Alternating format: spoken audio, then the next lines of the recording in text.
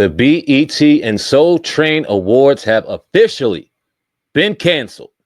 We're going to talk about it after a quick word from our sponsor. The Black Trump Supporter, The Reawakening of a Nation by Michael Amir. Meet Michael Amir, a Gulf War veteran, black conservative, and fearless truth-teller. In The Black Trump Supporter, he dares to question what others blindly follow. A powerful memoir that challenges race politics, media myths, and cultural silence. This isn't just a book, it's a movement.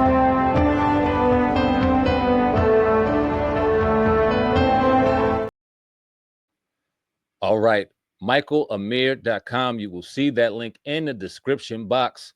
Go support Michael Amir and the Black Trump Supporter book. It is, like I said, in the description box, and we will be having an explosive interview with Michael Amir live here in our next installment of Artist Spotlight. That's coming up in the next few days, few weeks or so. We will figure that out. Michael and I are laying out our schedules and trying to figure that out, but stay tuned for that. Can't wait to conduct that interview. Can't wait to learn about Michael some more, get some questions from you guys, and yeah, let's support that brother in the description box below. Okay, so like I said, the BET Awards has officially been canceled. This is an article by way of Melina Khan. This was yesterday, August 7th. The BET says network has suspended the Soul Train and Hip Hop Awards. BET has reportedly, again, suspended the Soul Train and Hip Hop Awards, two of its annual music shows. So for BET Linear, we have suspended the Soul Train and Hip Hop Award shows, BET CEO Scott Mills said in an interview with Billboard published on August the 5th. According to the outlet, Mills added, "We have a team that's actively thinking about where those award shows might best live as the media climate continues to evolve. They aren't gone."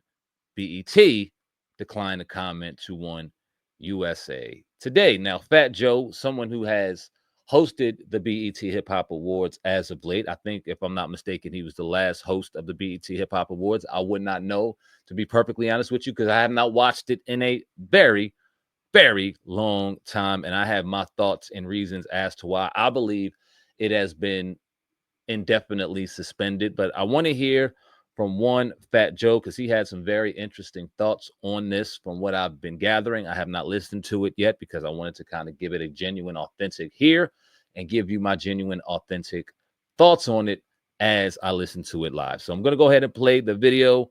Then you will hear what I have to say about it. And then, yeah, we'll get it going from there. Let's get to work. This is a form of gentrification, what's going on right now. Right. So I don't know if y'all really want to ask me about this shit right here. Right. So BET came up as a community station for Black people. Right. The urban culture. And our man, Bob Johnson, took the check. He sold it, first Black billionaire, whatever the case may be. He sold it. He sold it to Viacom and Paramount, MTV and them, VH1 and them.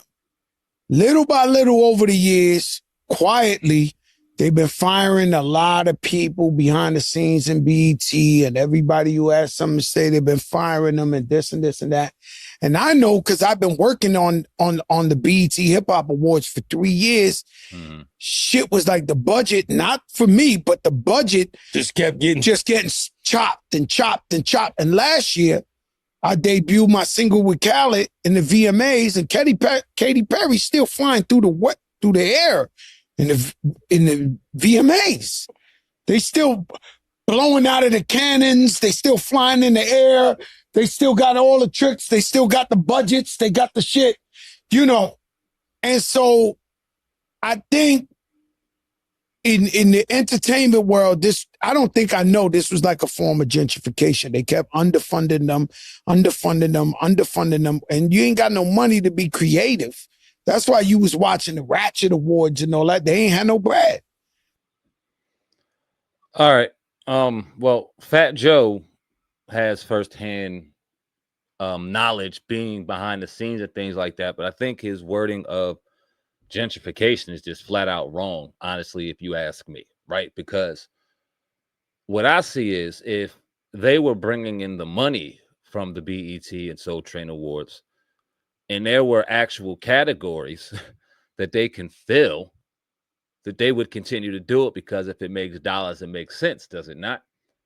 I don't see this as a situation. Like I said, this is just my thoughts of them attempting to bleed out the hip hop and Soul Train awards. I think that we have a damning void in solid hip hop music. What hip hop song is taking over the summer this year? You got Not Like Us by Kendrick Lamar still being nominated for awards, and that was a song that he performed at the Super Bowl, and that was a song that debuted last year, a song that he's already received awards for. But because the landscape of hip hop and the lack of hits and the lack of summertime smashes and the lack of hip hop songs that are charted on Billboard for numbers of weeks and months at a time is at an all-time low. And the quality of hip hop that we see and the quality of hip hop that we're hearing is at an all-time low. This is why we go crazy when we see a album layout the way the Clips laid theirs out, and we can appreciate the music when it is given to us the way it was given to us, and we clamor for these bodies of work because there's such a lack and such a void for them. And in my opinion, when you look at a BET Hip Hop Award at the end, he said the Ratchet Award, but that's just hip hop music, the hip hop music that's being promoted in general. But then you got platforms and you got media outlets that condone this behavior, that allow this behavior, that celebrate this behavior. And then you got people, maybe Viacom, that I'm not celebrating that bullshit. I don't know. That's just my thoughts. I have not watched the BET Awards. I have not watched the Soul Train Awards in a very long time. To be perfectly honest with you, I'm not just going to go ahead and throw those two award shows under the bus. I have not watched any award show in a very long time.